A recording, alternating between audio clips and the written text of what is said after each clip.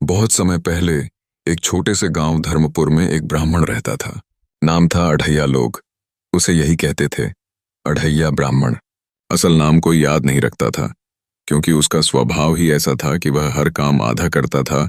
कभी पूजा करनी होती तो आधी पूजा कर छोड़ देता, दान देने का समय आता तो आधा दान दे देता, पढ़ाई करनी होती तो आधे मंत्र रटकर कहता, बस भगवान समझ जाएगा। लोग हंसते थे, पर अढ़ैया को लगता, मैं सबसे चतुर हूँ, कम मेहनत में सब हासिल कर लेता हूँ। ये उसकी पत्नी गोमती अक्सर समझाती, जीवन में आधा काम कभी पूरा फल नहीं देता अढ़ैया। जो भी करो मन से करो। पर वह ठहाका लगाता, अरे संसार तो दिखावे पर चलता है गोमती। पूजा पूरी हो या आधी, भगवान तो देखता ही नहीं। बस नाम चले कि ब्राह्मण ने पूजा की। गांव के लोग उसे चालाक और स्वार्थी मानते, पर फिर भी कोई खुलकर कुछ कह नहीं पाता। वह शास्त्रों का थोड़ा बहुत ज्ञान रखता था, इसीलिए डरते थे कि कहीं उसकी जुबान से कोई शाप न निकल जाए। एक बार गांव में बड़ी महामारी फैली। लोगों ने तय किया कि देवी मंदिर में एक विशाल यज्ञ किया जाए। अढ़ैया ब्राह्मण को मुख्य पुरोहित बनाया गया, क्योंकि वह सबसे सीखा हुआ था। यज्ञ शुरू हुआ। सबने अढ़ैया से मंत्रोच्चारण करने को कहा। वह बोला, पूरा मंत्र तो लंबा है, मैं आधा ही पढ़ दूं, देवी तो जानती ही हैं। बाकी लोग हैरान रह गए, पर किसी ने कुछ नहीं कहा। यज्ञ समाप्त हुआ, लेकिन गांव की बीमारी और बढ़ गई। तब एक बुजुर्ग ने कहा, देवी अधूरा काम पसंद नहीं करती। आधी श्रद्धा का फल आधा नहीं शून्य होता है। पर अढ़ैया को विश्वास था कि गलती गांव वालों की है, उसकी नहीं। वह सोचता रहा, मैंने तो पूजा की, अब बाकी भगवान जाने। कुछ महीनों बाद पड़ोसी राज्य के राजा वीरेंद्र देव ने घोषणा की, जो भी सबसे बुद्धिमान ब्राह्मण होगा उसे मैं अपना राजपुरोहित बनाऊंगा। अढ़ैया के कानों में यह बात पड़ी, उसकी आंखें चमक उठीं। बस यही मौका है, मैं दिखाऊंगा कि मैं सबसे ज्ञानी हूं। वह दरबार पहुंचा और राजा के सामने सिर झुकाया।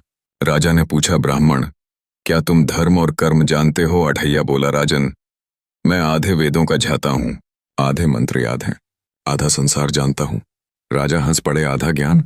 फिर तो तुम आधा सत्य जानते हो, शेष असत्य। पर अढ़ैया ने चालाकी से कहा, राजन, जो आधा जानता है वह आधे में भी पूरा देख सकता है।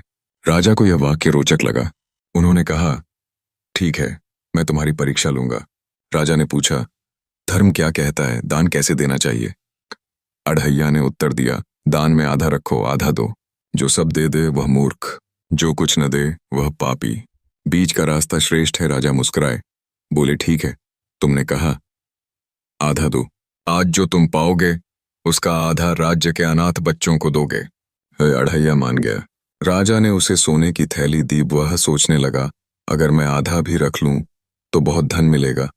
लेकिन जब उसने सोने की थैली खोली, उसमें सिर्फ आधे सिक्के थे। वह चौंका, राजन, यह अधूरा है। राजा ने शांत भाव से कहा, तुम्हारा सिद्धांत है ना आधा देना, आधा लेना। अढ़ैया चुप रह गया। उसे पहली बार लगा उसकी चालाकी उलटी पड़ गई। अगले दिन राजा ने कहा, आज तुम किसी भूखे को अन्न दान करो। जो सच्चा ब्राह्मण होगा उसका दान भूख मिटा देगा। अढ़ैया गया और एक भिखारी को मिला। उसने कहा, लो, आधी रोटी ले लो, आधी मैं रख लेता हूं। ये भिखारी मुस्कुराया और बोला, ब्राह्मण, जब भूख पूरी है तो रोटी आधी क्यों? अढ़ैया ने कहा, क्योंकि मैं अढ़ैया हूं, आधा देना ही मेरा धर्म है। भिखारी बोला, तो फिर तुम्हें आधा ही पुण्य मिलेगा। और इतना कहकर वह गायब हो गया। राजा ने दूर से देखा, वह कोई साधु था जो रूप बदलकर परीक्षा ले रहा था। अब राजा ने अंतिम परीक्षा रखी। उन्होंने कहा, आज तुम सत्य बोलने की प्रतिज्ञा करो। जो झूठ बोलेगा उसे राजसेवा से वंचित कर दूंगा। अढ़ैया ने कहा, मैं आधा सच बोलूंगा, आधा छिपाऊंगा।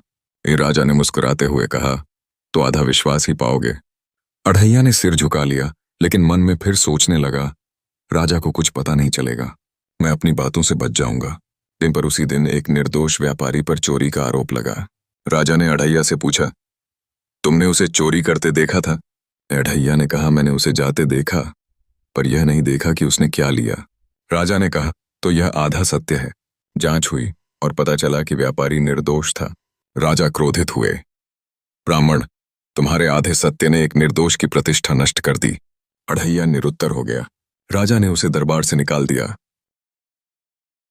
गांव लौटा तो लोगों ने ताने मारे। अब क्या हुआ अढ़ैया? आधे काम का पूरा परिणाम मिला उसकी पत्नी।